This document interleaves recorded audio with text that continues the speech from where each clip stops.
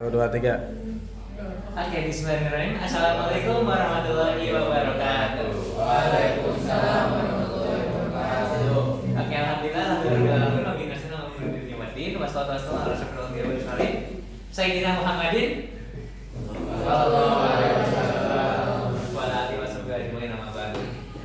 Baik, jami'an fi hadzal yaum sanasrah qisatu namuzajiyah an qisatu sayyidatuna Fatimah Zahra wa Sayyidina Uwais Al-Qarni.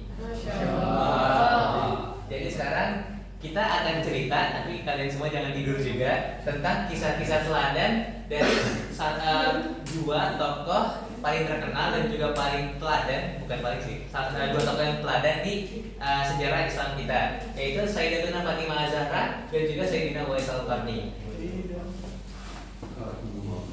Oke, langsung aja ya. Jadi yang pertama adalah biografi Sayyidatuna Fatimah. Jadi beliau adalah, nama lengkap beliau adalah Sayyidatuna Fatimah binti Muhammad bin Abdullah bin Abdul Muthalib. Nah, jadi ini beliau adalah anak dari Nabi Muhammad SAW dan juga Sayyidatuna Khadijah binti Khuwailid. Dan beliau lahir pada sekitar tahun 505 Masehi dan wafat pada tahun yang sama dengan wafatnya Rasulullah, yaitu pada tahun 632 Masehi atau 11 Hijriah. Nah, suami beliau adalah Sayyidina Ali bin Abi Thalib. Kalau rahimahullah wajah, mereka menikah pada saat Sayyidatuna Fatimah berumur 15 tahun dan dikaruniai 6 orang anak, 3 putra dan 3 putri. Yang putra adalah Sayyidina Hasan dan Sayyidina Husain dan juga Sayyidina Muhsin. Untuk Sayyidina Muhsin meninggal pada usia yang muda, namun tetap merupakan salah satu anak dari Sayyidatuna Fatimah. Selanjutnya adalah putrinya, yaitu adalah Sayyidatuna Fatimah, Sayyidatuna Ummu Kulsum dan juga Sayyidatuna Ruqayyah. Oke, yang berikutnya adalah gelar-gelar dari Sayyidatuna Fatimah. Yang pertama adalah Az-Zahra yang artinya cemerlang, At-Thahirah yang artinya wanita yang suci, Sayyidatun Nisa Al-Jannah, yaitu wanita pemimpin surga. Oke, berikutnya adalah keutamaan Sayyidatuna Fatimah, yaitu yang pertama adalah beliau sangat dicintai oleh Rasulullah SAW, yang dibuktikan dengan hadis itu Fatimah adalah sebagian daripada aku, dan barang siapa yang ragu terhadapnya berarti ragu terhadapku, dan membohonginya adalah membohongiku. Aku juga pernah dengar cerita kalau misalnya pada saat Rasulullah beberapa hari sebelum Rasulullah wafat, Sayyidatuna Fatimah bertemu dengan beliau dan awalnya dia dibisikkan dua hal. Yang pertama, beliau menangis, dan yang kedua tersenyum. Nah, saat ditanya, Sayyidatuna Fatimah menjawab bahwa saat pertama kali beliau dibisikkan adalah Rasulullah akan wafat. Namun di bisikan yang kedua, Rasulullah berkata kalau misalnya Sayyidatuna Fatimah adalah orang yang pertama menyusulnya dari keluarga terdekatnya, dan itu terbukti benar karena pada tahun yang sama atau beberapa bulan setelahnya Sayyidatuna Fatimah wafat. Dan selanjutnya adalah wanita yang mulia dan derajatnya paling tinggi di antara para wanita. Ya, ini sebenarnya hadis itu adalah yang dikutip dari perkataan Rasulullah Shallallahu Alaihi Wasallam adalah, wahai Fatimah, tidakkah anda puas menjadi sayyidah dari wanita sedunia, atau menjadi wanita tertinggi dari semua wanita umat ini, atau wanita mukmin? Hadis riwayat Bukhari dan Muslim. Nah, aku juga pernah mendengar kalau misalnya Sayyidatuna Fatimah ini tidak terlalu suci dan tidak haid. Selanjutnya adalah salah satu tokoh wanita yang dijamin masuk surga. Nah, ini juga sesuai dengan hadis, yaitu adalah tokoh penghuni surga adalah Khadijah binti Khuwailid, Fatimah binti Muhammad, Maryam binti Imran, dan Aisyah binti Mazahib binti Fir'aun. Hadis riwayat Ahmad. Oke, yang selanjutnya adalah keteladanan Sayyidatuna Fatimah Az-Zahra. Yaitu yang pertama adalah hidup dalam kesederhanaan dan bersahaja. Nah, ini aku juga mau ceritain sesuatu. Kalau misalnya pada suatu ketika Sayyidatuna Fatimah pernah hidup dalam kesederhanaan hingga sampai di titik kalau dia menjual kerudungnya ke seorang Yahudi dari Madinah untuk membeli kebutuhan. Namun keluarga Sayyidatuna Fatimah tetap hidup dengan bahagia. Yang berikutnya adalah beliau selalu mendukung keluarganya, yaitu Nabi Muhammad SAW dan juga Sayyidina Ali bin Abi Thalib dalam berdakwah.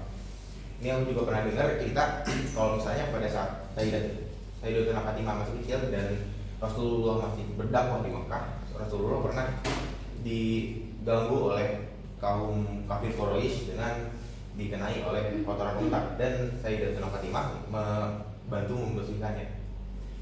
Oke, yang selanjutnya adalah selalu bersabar dalam setiap kondisi. Nah, beliau selalu sabar. Salah satunya adalah saat ibunya wafat, yaitu Siti Khadijah, Sayyidatuna Khadijah. Dia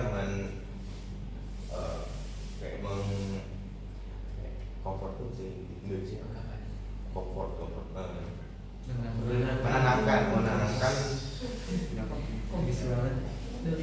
menenangkan atau Nabi Muhammad SAW, hingga Sayyidatuna Fatimah itu disebut Ummu Abihi, yang artinya ibu dari ayahnya. Yang selanjutnya adalah bertakwa kepada Allah dan menjaga kesucian diri. Nah, dan selama hidupnya Sayyidatuna Fatimah selalu menjaga dirinya dan juga kesucian dirinya dan keluarganya.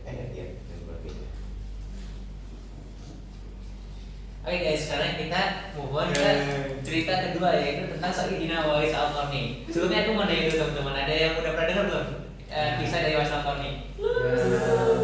Belum, kisah udah. Oke, let's go. Kita bahas tentang sang pemuda istimewa di mata Rasulullah SAW, sang pemimpin para tabi'in. Dan salah satu julukannya adalah tak terkenal di dunia, tapi sangat-sangat terkenal di langit. Bukan lagi Oke, di sini aku sengaja show beberapa image. Jadi di sini tuh kayak filosofi aja. Di sini tuh ada salah satu ceritanya, kalau misalkan Sayyidina Uwais Al-Qarni ini mengantarkan ibunya haji ke Baitullah, nanti aku ceritain. Terus di sini tuh ada ceritanya, ada orang, terus ini kan kayak langit gitu ya teman-teman. Itu maksudnya kayak terkenal di langit gitu. Oke, sebagai mukadimah. Jadi Sayyidina Uwais Al-Qarni ini merupakan pemuda yang miskin, pengembala unta dan domba yang berasal dari Yaman, daerah Qarn, makanya namanya itu Sayyidina Uwais Al-Qarni.